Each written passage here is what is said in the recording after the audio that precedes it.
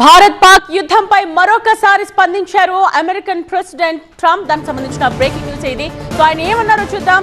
యుద్ధం సృష్టించే విధ్వంసాన్ని రెండు దేశాలు అర్థం చేసుకున్నాయని ట్రంప్ చెప్తున్నారు. రెండు దేశాల్లో శక్తివంతమైన అచంచలమైన నాయకత్వాలు ఉన్నాయని ట్రంప్ వ్యాఖ్యానించారు.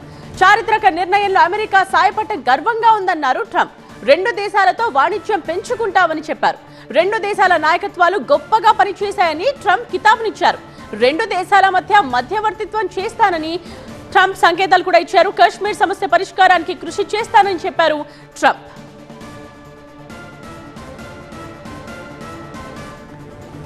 ట్రంప్ చేసిన ట్వీట్ ని మనం టీవీ9 స్క్రీన్ మీద చూస్తూ ఉన్నాం. భారత్ పాక్ యుద్ధంపై మరోసారి స్పందించారు ట్రంప్. యుద్ధం సృష్టించే విధ్వంసాన్ని రెండు దేశాలు అర్థం చేసుకున్నాయి అన్నారు.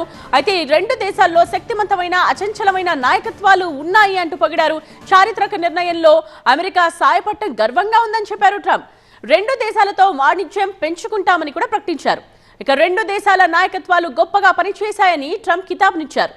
రెండు దేశాల మధ్య మధ్యవర్తిత్వం చేస్తానని కూడా సంకేతాలు ఇచ్చారు ట్రంప్. కాశ్మీర్ సమస్య పరిష్కారానికి కృషి చేస్తానని తెలిపారు ట్రంప్.